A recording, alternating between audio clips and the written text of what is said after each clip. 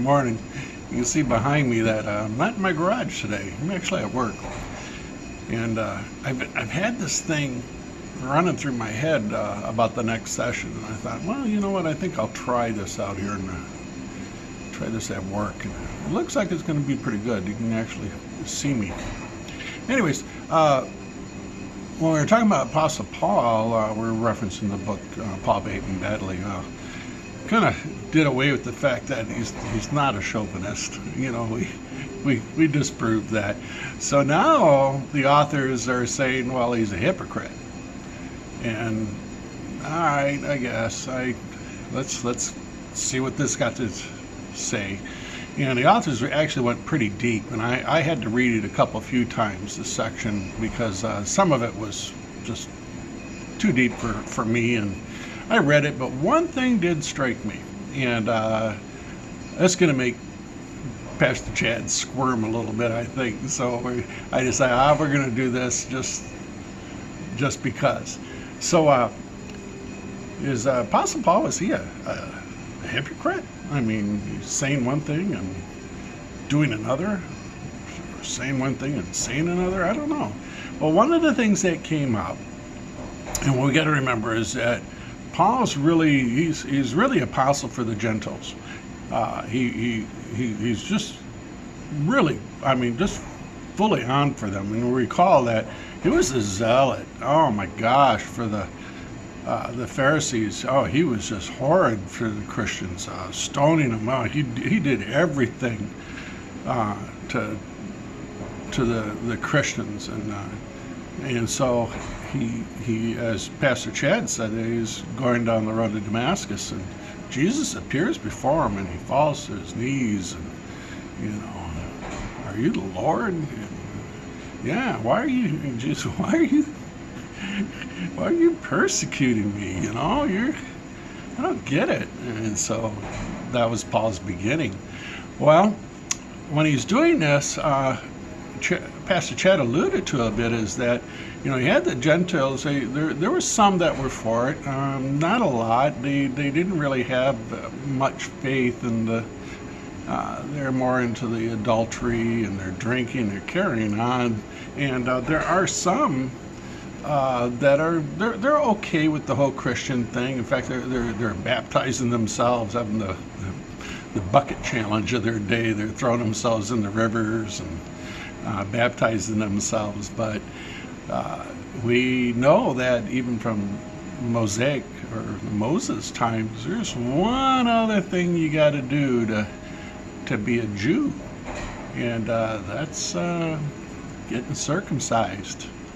And I tell you, I've read quite a few books on Paul, and there was one author that, oh my Lord, 2/3 of his book was about being circumcised and circumcised, this and that, and I really got desensitized to it, and I get it, but I don't get it. Well, anyways, in the authors in this one really make a good draw a good picture, if you will, of the importance and what was really going on here.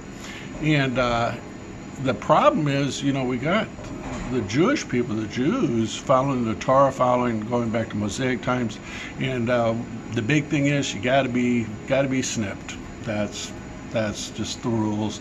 There's a brief time when their 40-year exile where they took a pause on it, and I imagine it's just from the practicality of it all. They're constantly on the move. It's not, not really a good time to be doing that kind of surgery, so to speak. So, but they would eventually come back to it, and there's a couple other things, and we'll discuss that in the next one that I didn't know, and I think it's kind of an interesting thing. So we'll get back to that, these two other points. But anyway, so Paul's stuck. You got the people wanting to be in the faith, in the Christian faith, but they got brothers and cousins and nephews there that are Jewish, and I'm sure they're hearing that. Yeah, I'm thinking about this, and I'm okay with it, I guess. But that whole snip thing, I don't know if I don't think I'm quite ready to make that leap, as it were. And then let's not forget, there's some money. There's money involved. This, you're going to have to get this done. You're going to have to pay somebody to do it. And there's a way you can go down to the tabernacle, and they'll say, well, if you come into their church and pay your shekel a year, we'll do it. And it's not like you at an open clinic. You walk in, make your appointment, and get it done. So there's a monetary amount, and then the other thing is the social thing. Nowadays, you don't know one from another. You don't know if somebody's circumcised or not. It's just, you don't think about it or do it, whatever. But back in those days, there were bathhouses. You went down and you hang out in the bathhouse, or they in the gymnasium. A lot of the sports and stuff were done in the nude, and so then it becomes significant.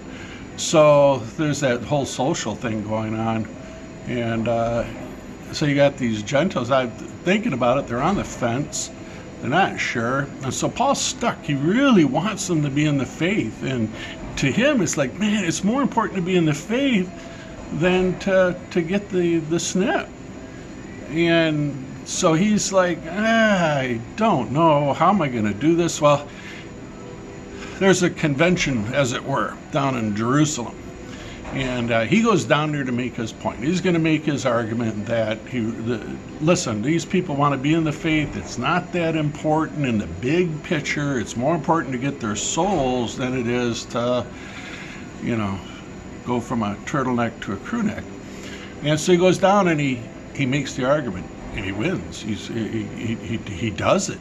He convinces the powers down there and the councils and that okay, we get it. We may not agree with it, but we get it. And by the way, if you're a Jew, you want to be a Jew, you're still getting a snip. But if these Gentiles, they want to come to Christ, they want to come to Christian, then all right, they don't have to. As long as it's in their heart,